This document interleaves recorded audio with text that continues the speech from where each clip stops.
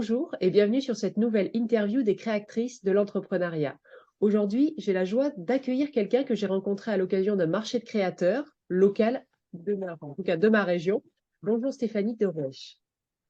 Bonjour Stéphanie. Bonjour.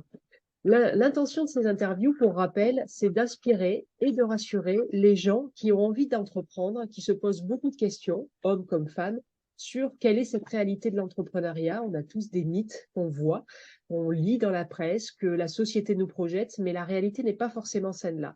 Alors l'objectif, c'est, comme j'ai dit tout à l'heure d'ailleurs à Stéphanie, ça n'est pas de montrer quelque chose de tout rose, de tout génial. Non, c'est aussi de dire la réalité, mais aussi de montrer que c'est possible, qu'on peut créer son propre métier. Stéphanie va nous en parler très bien. Bref, que tout est possible dans le monde de l'entrepreneuriat et que c'est un peu plus possible que dans le monde du salariat. En tout cas, c'est ma certitude. Donc Stéphanie, elle est créatrice. Je vais dire ça d'une manière générique parce qu'elle touche à plein de choses. Elle écrit, elle peint, elle travaille aussi sur l'énergétique.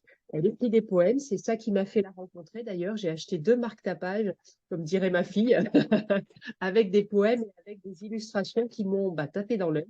Donc, je lui ai proposé spontanément si je pouvais l'interviewer, puisque ça fait 2 ans qu'elle est entrepreneuse. C'est bien ça, Stéphanie?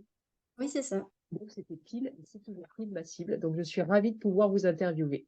Donc, Merci. Stéphanie, je viens de vous présenter un peu trop succinctement. Donc, est-ce que vous pouvez vous présenter et surtout nous dire tout ce que vous faites et qui est encore en train de se développer d'ailleurs? Donc, je suis artiste intuitive, donc je fais peinture intuitive et écriture inspirée. Donc ça, c'était un peu on va dire, les activités du départ. Et au fil du temps, donc j'ai développé des ateliers d'éveil créatif où voilà, je mélange la méditation, la création de peinture intuitive.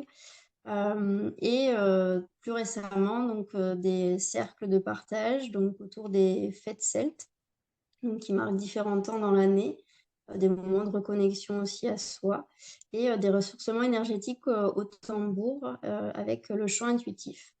Voilà. Ok, Donc, j'ai créé Émergence donc comme éveilleuse de conscience, donc à travers les mots, à travers les couleurs et le chant. Voilà, le but, c'est de planter des petites graines pour que voilà, les gens les arrosent quand ils se sentent prêts, et voilà, éveillés vers un monde qui peut être différent et beaucoup plus coloré. ok. Tout à l'heure, vous m'avez expliqué que vous vouliez pas que votre entreprise s'appelle de votre prénom et de votre nom, qui pourrait être compréhensible. Vous m'avez parlé de l'anecdote sur le nom que vous avez choisi. Vous pouvez en parler? J'ai trouvé ça sympa. Je voulais vraiment, oui, trouver un mot qui regroupe plein de choses sans forcément voilà, que ça soit identifié comme de la peinture ou de l'écriture. Et même si, voilà, même si c'était les raisons pour lesquelles je me lançais, je sentais que derrière, il pouvait se passer autre chose. La preuve en est, puisque 2 ans plus tard, voilà, j'ai fabriqué mon tambour médecine et voilà, je m'en sers aussi dans les ateliers que je propose. Les ateliers d'éveil créatif, voilà, c'est quelque chose auquel j'avais pas du tout pensé. Et puis, on est venu spontanément à moi pour me proposer. Donc, voilà, le but, c'était vraiment de trouver un nom qui puisse, et puis qui puisse correspondre aussi à travers ce que je fais, puisque l'idée aussi, c'est de faire émerger des choses dans le cœur des gens. Donc voilà, Émergence, ça s'est présenté assez spontanément, en fait, quand j'ai voulu trouver un nom. Et ça veut dire aussi, comme vous me disiez, que vous vous laissiez vous-même ouverte à tout ce qui pouvait arriver, que vous Oui, auriez envie de développer ou que la vie vous proposait de le développer. Et donc, tout ça à fait. Ouais. émerge et voilà, vous le proposez aux autres. C'est ça aussi. C'est juste voilà, faire confiance et accueillir ce qui se présente. Et c'est vrai que plus récemment avec le chant intuitif, c'est quelque chose déjà qui me nourrit énormément quand je le fais. Je sens vraiment c'est quelque chose qui me remplit de joie et de pouvoir le partager et de voir le bien aussi que ça procure aux gens. C'est vrai que voilà, je me laisse porter par ce que la vie m'apporte et me propose. Alors qu'au tout début, il y a 2 ans, donc quand vous vous êtes lancé, il y avait, entre guillemets, que l'écriture et la peinture. Oui, c'était surtout même l'écriture puisque, c'est vrai qu'au tout début, quand je me suis lancée, j'ai commencé, par écrire, un manuscrit, qui était destiné pour un concours. Et c'est vrai que j'ai passé, pas mal de temps. Et la première année, oui, elle a été principalement consacrée à l'écriture.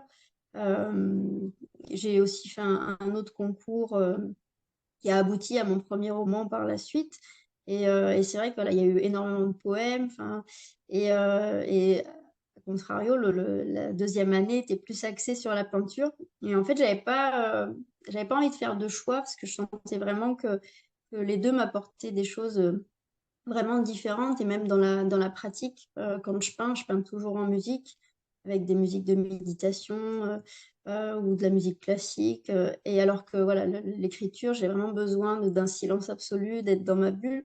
Et les deux manières de créer, en fait, sont différentes et m'apportent aussi quelque chose voilà, j'ai besoin des deux en fait. Je peux pas. Dès le départ, j'avais pas envie de choisir entre l'un ou l'autre. Et puis, en plus de ça, à force d'écrire les poèmes, il y a vraiment eu ce besoin de les regrouper pour en faire un recueil et pour les partager.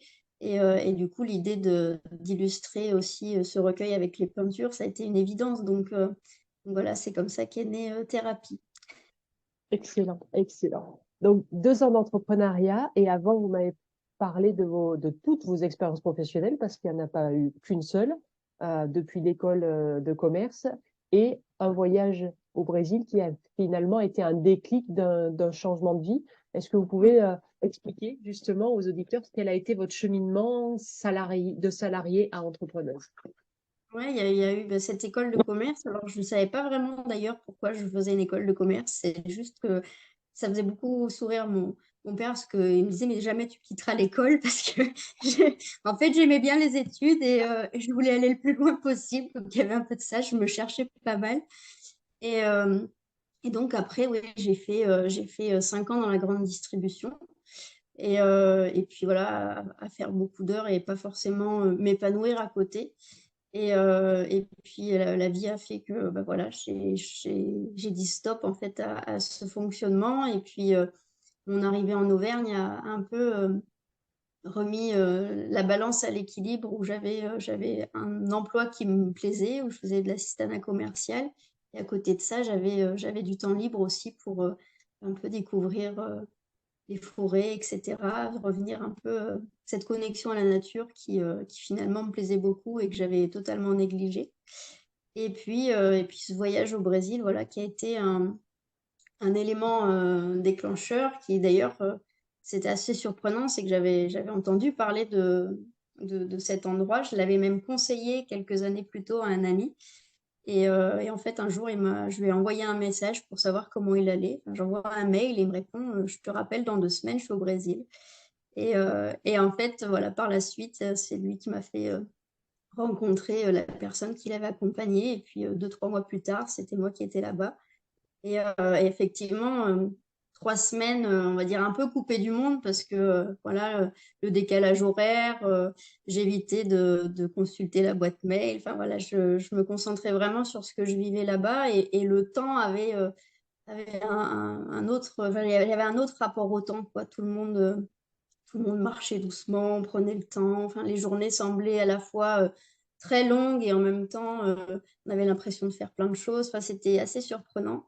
Et puis, j'ai lu aussi pas mal. Il y a eu des DVD aussi sur un DVD, par exemple, Enquête de sens, qui m'a beaucoup marqué. Et puis, voilà, il y a eu ce déclic en me disant ben, comment j'aimerais contribuer aussi.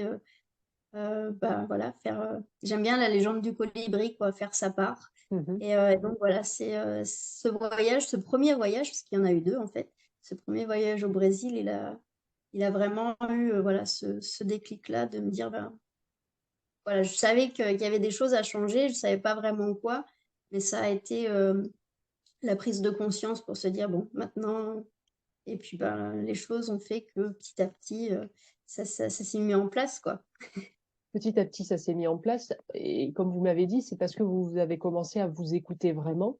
Par exemple, Clermont, vous avez dit que vous l'aviez choisi alors que jusqu'à Clermont, en fait, c'était la vie qui vous faisait choisir les villes par rapport à un métier. Oui. Ce qui était la première fois, du coup, que vous choisissiez vraiment une ville. Oui, complètement, parce que ben, pareil, mes études, bon, j'ai choisi la Normandie, mais en même temps, le choix est très restreint. J'avais que 3 villes. D'ailleurs, j'avais Clermont dans le lot à l'époque. J'avais Clermont, Montpellier et Le Havre, et j'ai choisi Le Havre. D'accord, ok. Donc Wow. j'ai passé 3 ans en Normandie. Et puis, c'est vrai qu'après, voilà, j'ai bougé au gré des postes que j'avais, sans forcément être attachée à l'endroit et assez éloignée de ma famille en plus. Et du coup, voilà, quand il y a eu ce questionnement de me dire, bon, allez, qu'est-ce que je fais, où je vais, j'ai vraiment voulu poser d'abord mes valises dans une ville et j'ai choisi Clermont. Et ensuite, trouver un emploi dans cette ville-là. J'avais plus envie de repartir loin juste pour travailler, quoi. Donc là, c'était quand même le salariat à nouveau. Quel a été le Oui, cheminement à partir de là pour dire stop le salariat et maintenant j'entreprends pour ce qui, moi, me plaît, me fait vibrer et qui me met en joie, quoi. en fait, à chaque fois, j'aimais beaucoup ce que je faisais, mais j'avais l'impression que je me lassais très vite et que je tournais un peu en rond et que, enfin, ce côté un peu d'insatisfaction qui venait assez rapidement en me disant, bon. Et donc, du coup, voilà, j'ai démissionné, j'ai fait un peu d'intérim en me disant, bah, peut-être que l'intérim va me permettre de trouver, ou en tout cas de prendre le temps de me poser les bonnes questions. Et puis, c'est ce deuxième voyage au Brésil, en fait, qui m'a apporté les réponses, puisque bah, très rapidement, en fait, j'ai compris que j'avais envie d'écrire. Et puis voilà, que j'écrivais hein, quand j'étais enfant, même ado, je me revois dans ma chambre en train d'écrire des poèmes, des chansons. Enfin, j'aimais beaucoup les rédactions. Enfin, voilà, j'étais toujours en train de gratter du papier. Et du coup, voilà, ce deuxième voyage, il m'a vraiment fait prendre conscience de ça. Et pourtant, j'avais un CDI qui m'attendait, que je devais signer au retour, quoi. Et en même temps, je sentais que j'allais le signer. De toute façon, il y avait l'aspect sécurité. Et puis en même temps, je savais que c'était provisoire parce que je venais de comprendre quelque chose que je pouvais plus ignorer, quoi. Donc, et au retour, donc il y a le tableau qui m'avait été offert par mon père, qui était dans mon appartement. Et du coup, voilà, je me suis, en plus de l'écriture qui me traversait un peu l'esprit de plus en plus, j'ai acheté mes premiers aérosols et mes premiers tubes de peinture. Et puis j'ai commencé voilà, à faire un, deux, trois tableaux. Et puis les mois ont passé, l'opportunité d'exposer s'est présentée. Et ça a été le déclic aussi parce que je me suis dit, bah, si quelqu'un me fait confiance pour exposer, euh, déjà, il fallait que j'ai des toiles à présenter, donc voilà, je me suis, je me suis mise un peu plus à l'œuvre. Et puis bah, l'exposition était prévue 3 mois plus tard, et en fait, bah, pendant ces 3 mois, j'ai sauté le pas puisque quand j'ai exposé, j'avais déjà posé ma démission. Il me restait 8 jours à travailler comme salarié. D'accord. Donc, les 3 mois, vous étiez encore salarié et en train de peindre pour l'exposition. Il y a eu un Voilà, et saut. en fait, voilà, ça s'est décidé octobre-novembre en 2019. Je devais exposer courant février 2020 et j'ai posé ma démission en fin janvier, en fait. D'accord. Et donc, après confinement, Après confinement, mais qui a été plutôt très bénéfique, en fait, pour moi, parce que, bon, déjà, j'ai pas senti.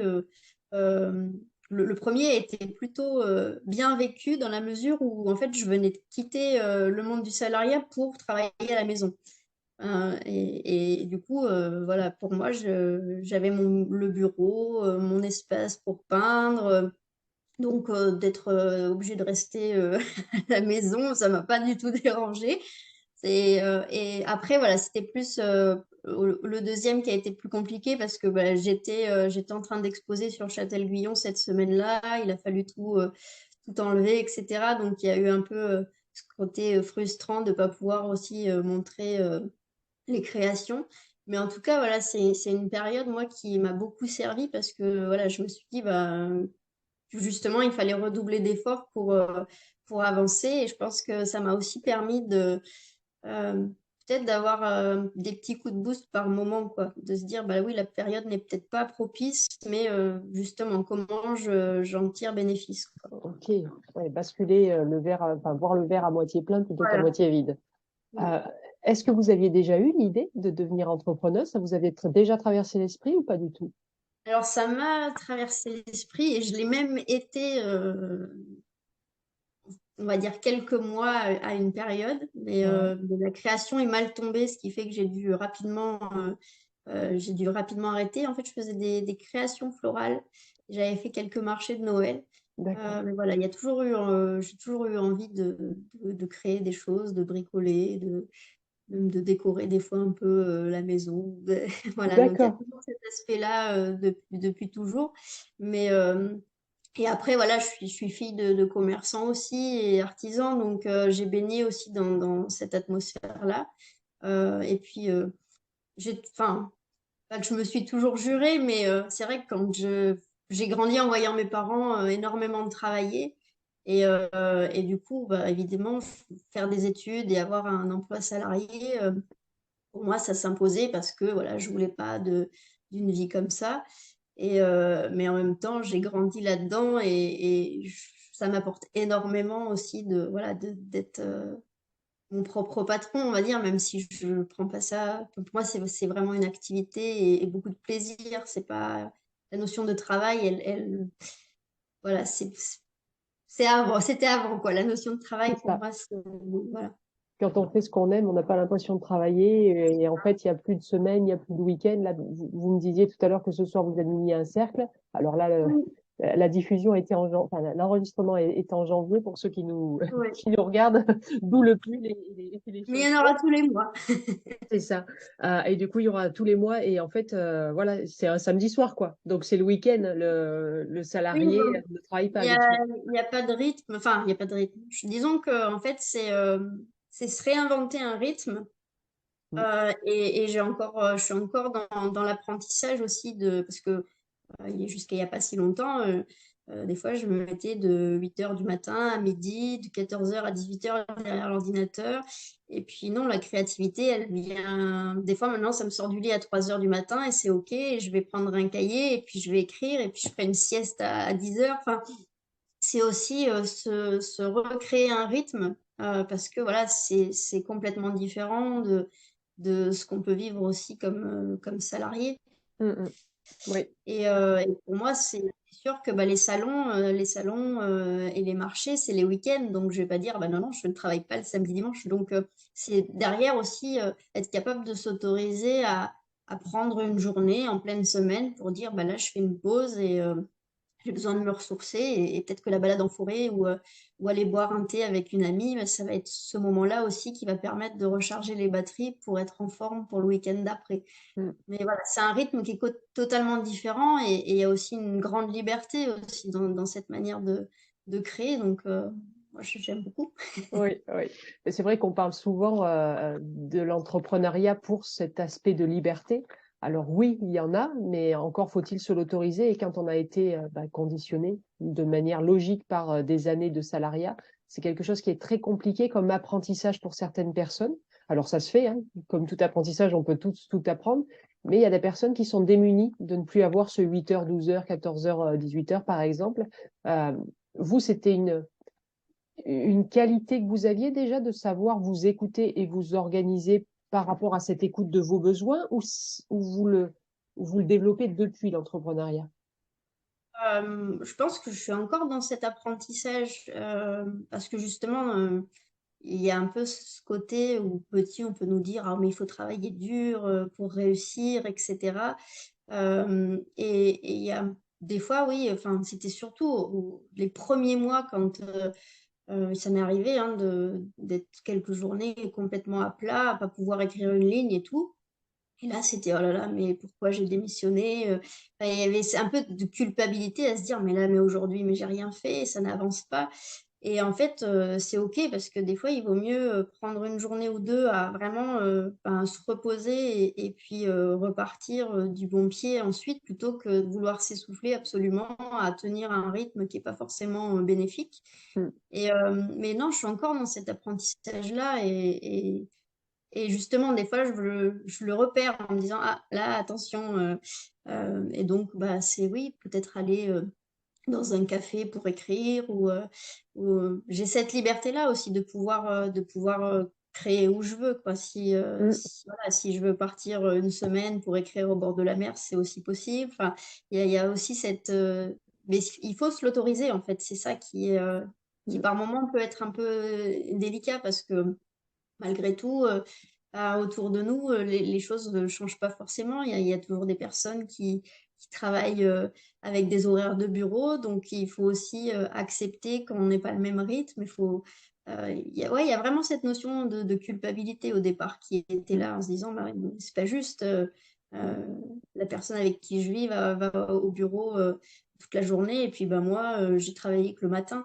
Enfin, voilà, il Oui, y de a la un truc un peu comme ça. comparaison, du Voilà, jugement. c'est Ouais. la comparaison qui peut, mais en même temps, voilà, c'est des activités qui sont complètement différentes et puis voilà, la créativité, elle vient pas toquer à la porte à des horaires voilà, de standards, on va dire. Donc, il y a ça aussi maintenant que j'accepte, c'est que bah, des fois, j'adore me lever à 4 heures quand tout le monde, quand tout le monde dort, qu'il n'y a pas un bruit. Et des fois, bah, de 4 heures à 8 heures, je vais avancer plus qu'en une seule journée. Parce que voilà, tout est réuni, il y a le silence, je suis toute seule avec moi-même, C'est et ça. puis bah, ça part, l'imaginaire s'autorise plein de choses, quoi. Ouais. Et en plus, quand on se compare avec un salarié n'accepterait pas facilement de se lever de 4 heures à 8 heures pour travailler. Donc finalement, il y a des avantages et des inconvénients. Donc là, c'est porté par la joie parce que ça vous nourrit à Oui, cette fois-là de vous lever à 4 heures du matin. Mais en fait, par rapport au salariat, on pourrait dire, c'est une super contrainte. Bah non. Quand on est là où on doit être, en fait, ça devient de la joie pure, quoi. Et qui oui, se oui. traduit pour vous en créativité. Mm. Oui, puis moi, c'est même une évidence quand je me réveille, quand je me réveille en pleine nuit et puis qu'il y a l'idée qui commence à faire le petit vélo dans la tête et que j'essaie de me dire, allez, je me rendors. Et puis non, enfin, je sais que le meilleur moyen, c'est de me lever et d'aller l'écrire. Donc, et Mm. justement, il y a ce côté où derrière, quand j'ai terminé, enfin, il se passe vraiment quelque chose. Enfin, c'est un rythme de toute manière où, enfin, vous le disiez, hein, l'écoute de soi est très importante. Donc, après, voilà, il y a pas une semaine qui se ressemble, il n'y a pas un mois qui se ressemble. Et c'est ça aussi qui fait la richesse de l'entrepreneuriat. Évidemment, il faut un petit peu savoir, et c'est le cas là sur ce semestre, j'ai plein de choses qui m'attendent. Il y a ce côté un peu rassurant de se dire, voilà, il va y avoir tel événement ou telle exposition, mais il y a aussi une part d'incertitude qu'il faut accepter. C'est ça. Et ça, c'est très important de le savoir quand on disait que c'est aussi ces interviews, c'est montrer la réalité. C'est de se dire que si on n'est pas prêt à avoir un cadre qui change quasiment tous les jours, ça va être compliqué dans sa tête, quoi. Ouais. Ça, c'était une qualité que vous aviez, que vous C'est diriez. aussi, enfin, ça me fait aussi penser au fait qu'il faut aussi accepter, enfin voilà, moi, des portes qui sont restées fermées, j'en ai connu plein et je vais encore en connaître. Évidemment, comme tout auteur, je rêve d'être publié par une maison d'édition et j'essuie des refus depuis que j'ai commencé. Et en même temps, je perds pas espoir parce que voilà, je sais que c'est vraiment ce qui m'anime. Et puis peut-être que pour un temps, c'est vraiment l'auto-édition qui va me permettre de concrétiser mes ouvrages. Mais voilà, c'est accepter bah, qu'il y ait certaines portes qui restent fermées. Et puis bah, des fois, si la porte elle reste fermée, peut-être qu'on peut passer par la fenêtre. Ouais. C'est un peu, voilà. Mais voilà, il y a plein d'incertitudes. Mais en même temps, c'est à chaque fois, c'est se relever. Et je le mesure aussi parce que bah, j'en ai encore hein, des refus. Sur soit des projets, des expos, tout ça. Au départ, quand je recevais ce genre de messages, pendant une semaine, ça me sapait le moral en me disant oh là là, mais pourquoi? Et maintenant, ça dure une heure, des fois une demi-heure. Voilà, il y a ça aussi, c'est qu'au fur et à mesure où j'avance, bah, c'est OK parce que je comprends que bah, c'était peut-être pas l'endroit où je devais aller ou c'est peut-être pas le bon moment. Et Mm. puis, d'un autre côté, j'ai aussi d'autres opportunités, bah, comme on l'évoquait, hein, comme cette semaine où j'ai été interviewée par France Bleu et ça a été une expérience incroyable. Et quand je me suis lancée il y a 2 ans, j'aurais jamais pensé faire une émission à la radio en direct. Ouais. Donc voilà, c'est aussi faire confiance et puis voilà, des fois, eh ben, il suffit d'une rencontre. Voilà, enfin, on l'a vécu toutes les deux quand on s'est vu sur le marché de Noël. Donc voilà, faut aussi, dès l'instant que ça nous anime, euh, voilà, faut avoir cette confiance aussi Mm. pour avancer. Évidemment, c'est pas tous les jours tout rose. Il y a des questionnements et heureusement parce que voilà, cette remise en question, elle est hyper importante pour avancer dans la bonne direction aussi, quoi. Mm. Et la remise en question, ça va aussi avec l'écoute de soi, avec le fait d'accepter que bah, si ça veut pas s'ouvrir, cette porte de l'édition, c'est juste que c'est peut-être pas le bon moment, c'est peut-être pas justement le bon support, parce que peut-être que la valeur de la maison d'édition qui me ferait rêver, bah, en fait, elle n'est pas alignée avec qui moi je suis. Enfin, il y a toutes ces Voilà, explications. Là, vous l'aviez dit d'ailleurs, quand vous m'aviez dit, quand vous avez lancé le cercle qui se réunit ce soir, vous vous êtes dit, si c'est OK, ça va se remplir. Si ça se remplit pas, c'est juste que c'est pas, je sais plus comment vous m'avez dit, voilà. pas bon moment ou pas pour moi, en fait. Ouais. Et Enfin, c'est vraiment la sensation que j'ai eue quand, parce que voilà, enfin moi euh, je- il y a 6 mois, je pensais pas faire ces cercles-là, ces propositions-là de partage, et en fait c'est aussi une rencontre avec une dame, c'est assez incroyable, qui devant mes peintures et mes poèmes m'a dit mais vous ne faites pas que ça. Et en fait c'est vraiment cette phrase qui a été un élément déclencheur en me disant mais elle a raison et du coup il faut que j'ose et que je propose euh, ce que j'essayais de cacher en fait. d'accord. Du coup, voilà, enfin, Ça veut c'est dire que comme vous ça aviez que. déjà les idées? Quand elle a dit ça, ça vous est de suite venu, bah ouais, c'est vrai que je m'autorise pas à faire des cercles, etc., etc. En fait, j'avais envie de faire ces cercles, mais enfin, j'en avais fait qu'un seul quand je l'avais rencontré, cette dame. Et je sentais en fait qu'avec le tambour et aussi avec le chant, parce que enfin, depuis que j'ai fabriqué le tambour, voilà, le chant est vraiment revenu très fort. Je sentais que j'avais envie de proposer des choses dans cette voie-là, mais je me l'autorisais pas. Et le fait qu'elle ait eu cette phrase de me dire, mais vous ne faites pas que ça. Et du coup, bah, on est venu à parler des ressourcements énergétiques, tout ça. Enfin, et ça a été vraiment l'élément déclencheur. Et il y avait ce besoin de le proposer parce que bah, voilà, quand je joue et quand je chante, je suis vraiment transportée et je sais, enfin, en fait, je le faisais sur certains ateliers, mais je le faisais genre 10 minutes et puis bah, après, on faisait de la peinture, tout ça. Donc, c'était par petites touches. Mais là, vraiment, de consacrer un moment vraiment dédié à ça. Donc, je me suis dit, allez, je le propose et si c'est juste, la vie fera bah, Mm. que les gens répondront et c'est le cas. Donc voilà, je suis super contente. C'est quasiment une philosophie de vie, ça, de dire si c'est juste, ça va s'ouvrir, enfin, ça va se faire, ça va Oui. se passer comme ça doit se passer. En fait, c'est quelque chose pareil que vous êtes encore en cours d'apprentissage, que vous aviez déjà naturellement cette pensée-là. Bah, ça a vraiment été un cheminement en m'autorisant, en fait, enfin, je suis très sensible aux énergies et au monde subtil. D'accord. Et voilà, pour moi, euh, il y a des choses qu'on voit, il y a des choses qu'on ne voit pas. Ok. Et d'être vraiment de plus en plus à l'écoute sur ce que je ressens. Euh, oui, ça s'ouvre de plus en plus parce que aussi, je lâche certaines peurs et que aussi je fais confiance, même si tous les jours, c'est pas, enfin voilà, il y a des moments où je vis des immenses bonheurs dans les rencontres que je peux faire, dans les partages, et puis il y a d'autres moments où ouais, c'est des jours moins sympas parce que ben, il y a des remises en question, etc. Mais il y a une foi qui grandit vraiment. Plus j'avance sur ce chemin, en fait, et plus je me dis, je peux pas avoir. Enfin, la vie, elle pas pu me mettre sur ce chemin pour rien. Enfin, ça ne peut. Enfin, j'ai même dit il y a pas très longtemps, je discutais avec quelqu'un et je lui dis, je peux pas être sur cette voie-là et que ça ne fonctionne pas. Voilà. Alors après, peut-être que dans 2 ou 3 ans, ça aura une tournure complètement différente.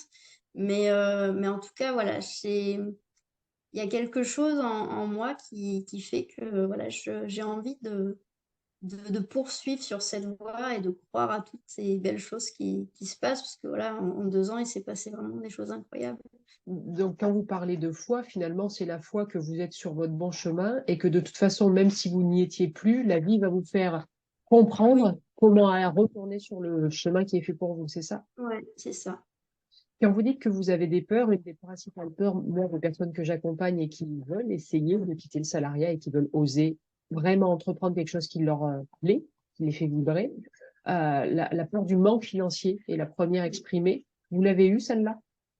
Oui, oui, oui, bah, bien sûr et puis, il y a ce manque de sécurité parce que et je comprends tout à fait, hein. C'est vrai que, enfin même moi, hein, quand il était question de démissionner, je me disais: «Alors est-ce que je fais pas 6 mois de plus? Parce que peut-être si je fais 6 mois de plus, je me mettrai un peu de côté» et cetera. Enfin et en même temps, je me disais: «Mais enfin cette excuse, je pouvais la traîner sur des mois, des années».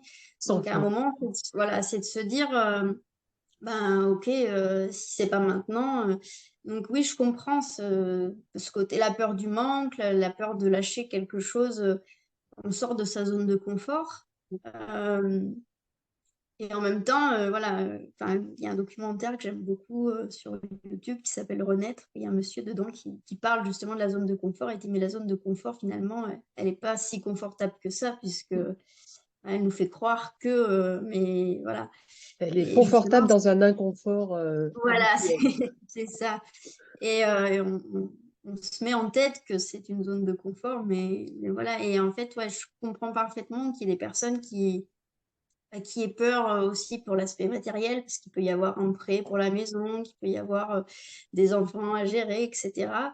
Voilà donc oui, évidemment, je comprends totalement, Et comment cette personne. vous l'avez travaillé? J'imagine la question des gens qui vous écoutent, elle l'a dépassée visiblement, cette peur du manque, cette peur Alors de moi, l'inconfort matériel. je l'ai toujours. Après, j'ai eu, vraiment, une chance, enfin, je suis très bien accompagnée dans la vie D'accord. et ça a été vraiment une chance, on en a beaucoup discuté, en fait, avec mon compagnon et c'est même lui, en fait, déjà, c'est lui qui m'a poussée à peindre et à m'autoriser à créer, parce que, voilà, il voyait que, bah, que ça m'apportait vraiment quelque chose et dans tout ce que je fais, dans tout ce que j'entreprends, il est d'un grand soutien et pour lui, c'était important que je tente cette aventure et que surtout je regrette pas de ne pas l'avoir tentée.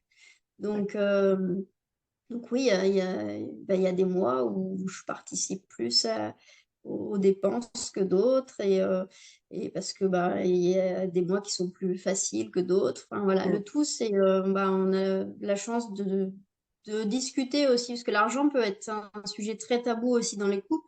Ouais. Donc voilà, c'est quelque chose qui revient régulièrement dans la discussion parce que c'est aussi important ben, régulièrement d'en parler pour être sûr aussi que les choses d'un côté ou de l'autre, voilà, s'il y a des évolutions ou voilà, qu'on soit toujours sur la même longueur d'onde et qu'on soit d'accord pour pas que ça crée de tensions inutiles, quoi.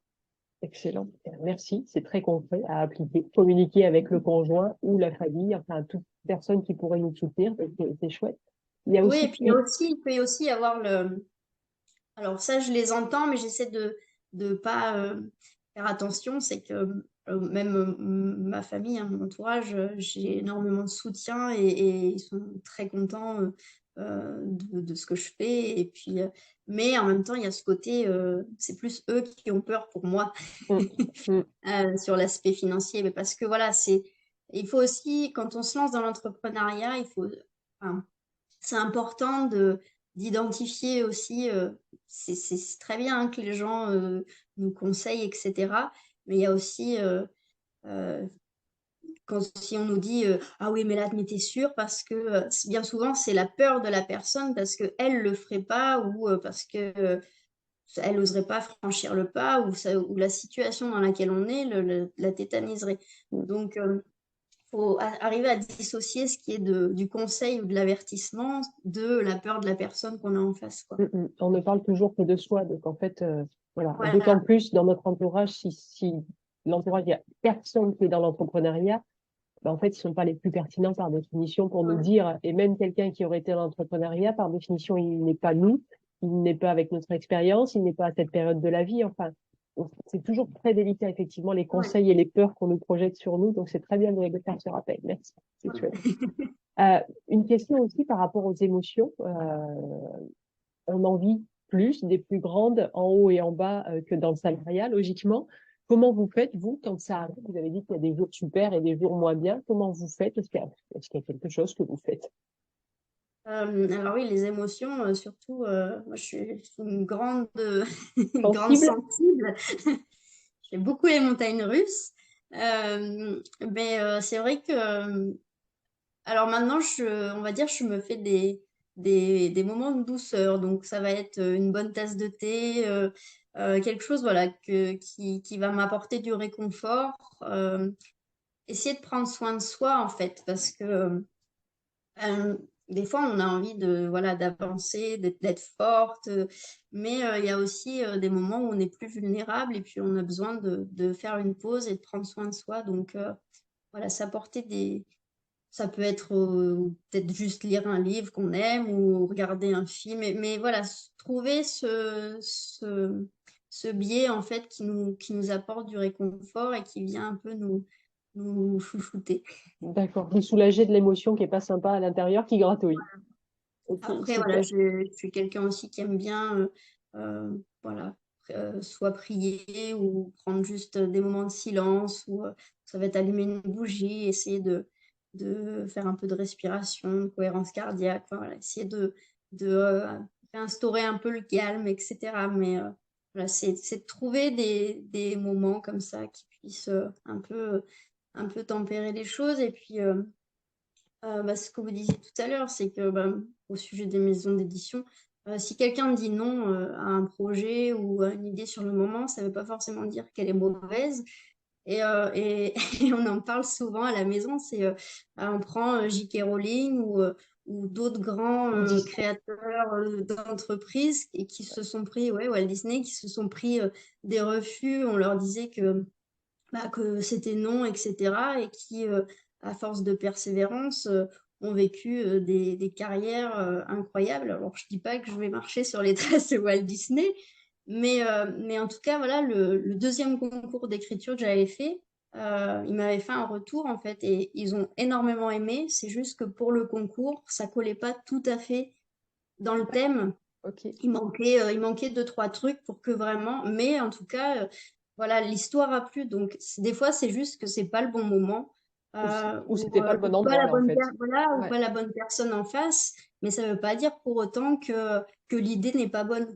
c'est ça. Donc, On doit, c'est garder sa ligne, on va dire, directive, pardon, et pas se décourager par un refus, quoi. ouais, ne pas se remettre en cause. Parce que des fois, on- dans l'entrepreneuriat, je trouve qu'on fait l'amalgame entre soi et son produit, son service. Et donc, le nom, ça peut être juste au service et pas à soi. Et des fois, les gens vont le prendre personnellement et ça va faire des égratignures au mieux, voire des grandes blessures ou des traumatismes, de se dire bah, j'ai des noms, et c'est contre moi. Bah non, c'est juste que le truc que tu proposes, c'est pas OK pour la personne, c'est juste que c'est pas pour lui ou elle. Et C'est c'est vrai que ça. c'est une des choses les plus compliquées. Donc, quand j'entends que votre manière de faire avec les bas émotionnels, c'est finalement de se recentrer sur vous, vos besoins, prier, revenir à votre respiration consciente, alors que certains ont plutôt l'art de encore plus multiplier les actions, donc de courir encore plus vite en avant et de foncer encore plus vite dans le mur. Donc, je trouve que c'est chouette de se dire, bah ouais, l'entrepreneur, il peut juste revenir à soi et c'est correct, quoi. Et ça va créer de l'ouverture, du vide qui va remplir d'autres choses. Et puis, on peut proposer quelque chose, on peut le montrer à 100 personnes. 100 personnes ne vont pas avoir le même vécu. C'est comme pour le tambour. Le tambour, voilà, je vais jouer, mais les participants ne vont pas du tout vivre la même expérience parce que bah, la sensibilité de l'un n'est pas celle de l'autre. Moi, j'ai déjà entendu devant une galerie devant laquelle j'exposais une dame qui ne voulait pas rentrer parce que, ah non, non, l'art abstrait, ça ne lui parlait pas. La peinture intuitive, voilà, moi je laisse parler ce que je ressens sur l'instant et les gens s'imaginent ce qu'ils ont envie de s'imaginer. Il y a des personnes, ils vont être totalement embarqués par ça, ils vont trouver ça très coloré et ça les emporte complètement et ça leur fait venir plein d'images, etc. Et il y en a d'autres où voilà, ça va complètement les bloquer et c'est OK parce que c'est juste que ça leur parle pas ou que c'est pas le moment pour eux. Et moi, je trouve que enfin, moi, d'habitude, je dirais, je n'aime pas l'art abstrait. Et en fait, j'ai tilté, je crois que je l'ai là. Quand on s'est vu au marché des créateurs, en fait, c'est celui-là qui m'a tapé dans l'œil. Et alors que voilà, franchement, je ne suis pas du tout sensible à ça habituellement. Comme là, depuis que je vous interviewe, mon œil est attiré par celui qui est pour moi à ma droite, qui est coloré comme celui-là. Enfin, voilà. Donc, effectivement, même ça, on pourrait se dire qu'on peut tomber sur une personne qui, de fait, peut juger, non, j'aime pas cet art-là, et en fait, qui peut s'ouvrir à quelque chose parce que c'est vous, votre sensibilité, la manière dont sont faites les couleurs. Enfin, tout est possible aussi. Et Mm. comme vous dites, ouais, sur 100 personnes, il y a 100 expériences différentes. Il y en a qui seront fermées, d'autres ouvertes. Et tout est correct. Tout est correct, en fait, dans la vie. Je le Euh, vois même devant mon stand, des fois j'ai des gens qui passent, c'est comme si j'étais sous une cape d'invisibilité et que ok, parce que peut-être que ça envoie trop de choses ou je sais pas. Et ou alors j'en ai qui vont regarder j'ai une bâche marquée veilleuse de conscience et alors je les vois plisser les yeux, essayer de comprendre, lever les yeux au ciel. Enfin, il y a tout un tas de réactions qui au début me disaient oh mince et puis maintenant je m'en amuse beaucoup. c'est ça. Et du coup, je suis contente parce que j'ai des personnes qui osent s'approcher et me poser la question de qu'est-ce que j'entends par là, qu'est-ce que ça représente, c'est quoi l'écriture inspirée, la peinture intuitive. Mais, euh, mais c'est OK, enfin, c'est surtout qu'en plus, moi, j'ai vraiment fait ce choix de créer mon activité, quoi, de poser différents mots dessus et de remplir avec ce qui m'anime au fil du temps. Donc évidemment, ça sort un peu des sentiers battus et je peux comprendre que ça questionne pas mal de monde sur des marchés ou quand c'est des salons bien-être, c'est différent parce que voilà, il y a cette dynamique, les gens sont sensibles aux énergies, tout ça. Donc, il y a un public qui est un peu différent que sur des marchés, on va dire, plus standards. Mais moi, ça, ouais, ça m'amuse beaucoup. Mais c'est bien d'avoir maintenant la capacité à passer du rire plutôt que de dire, ah mince, peut-être Voilà, que ce c'est mot, il faut le arriver à le changer. transformer. C'est ça, Arriver à arriver le à transformer. transformer. Exact. Le temps passe vite. Deux dernières questions. Ouais. Quel conseil vous auriez aimé entendre avant de vous lancer dans l'entrepreneuriat? Euh, alors, je sais pas vraiment si j'aurais voulu entendre un truc en particulier. Euh, Ou savoir? disons que, ouais, Savoir quelque chose. euh, d'arriver à être un peu plus soutenu dans les démarches. D'accord. Parce que c'est vrai que pour moi, enfin, ça a été vraiment l'aspect pas agréable du tout, quoi. Tout ce qui était administratif a été assez pénible à gérer et ouais, faut pas se décourager là-dessus, quoi. C'est vraiment, on est dans un système qui est pas toujours évident. Donc ouais, c'est un peu l'aspect moins sympathique, surtout quand on aime créer et qu'il faut remplir des formulaires et compagnie. C'est pas, C'est ça. C'est un premier test de persévérance. Est-ce que j'ai vraiment envie de faire cette idée-là? oui, mais c'est vraiment le mot juste. C'est vraiment, il faut vouloir, quoi. Donc, ouais, si la personne est persévérante, déjà, rien qu'à la première étape avec la création, elle le sait tout de suite. C'est ça, c'est ça. Mais du coup, si je baisse les bras devant les contraintes et demandes administratives, ça veut dire que c'est peut-être pas forcément l'idée la meilleure pour moi.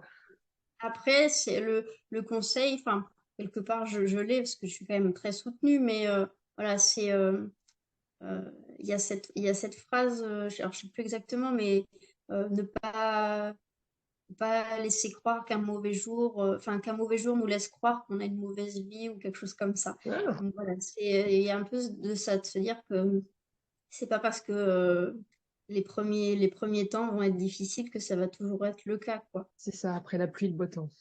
Voilà. Hmm.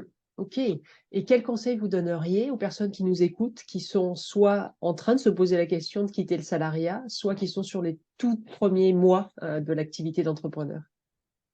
Euh, vraiment d'écouter ce qu'il y a au fond de son cœur, quoi. Parce que on le voit de plus en plus, hein, il y a beaucoup de personnes qui se posent la question, qui sont dans un système avec le salariat qui ne leur convient plus parce que il y a aussi ce besoin de revenir à soi et de s'écouter davantage et peut-être aussi de casser un peu ce rythme dans lequel on s'était un petit peu tous renfermés. Euh, Vraiment de nourrir le projet et puis de vous faire confiance, quoi, parce que, alors évidemment, hein, c'est pas tous les jours le monde des bisounours, comme vous le disiez, Stéphanie, mais en même temps, des fois, quand il y a une journée vraiment d'immense bonheur, enfin, moi, je l'ai mesuré encore cet été, j'ai vécu des moments incroyables sur les marchés nocturnes que j'ai fait. Et notamment, il y a des moments qui m'ont particulièrement émue. Ça a été de voir des jeunes ados flasher sur les marque-pages et lire les poèmes à haute voix. Waouh! Et on avait limites les larmes aux yeux parce que d'entendre les mots que j'avais écrits de la part de jeunes filles de 12 14 ans qui trouvaient ça génial et qui repartaient avec. Je me suis dit, mais là, voilà pourquoi je fais ça, quoi. Ça a vraiment donné du sens, et ces moments-là donnent vraiment du sens. C'est que oui, ça ne parle pas à tout le monde, mais en même temps, si on arrive à toucher une personne, Mm.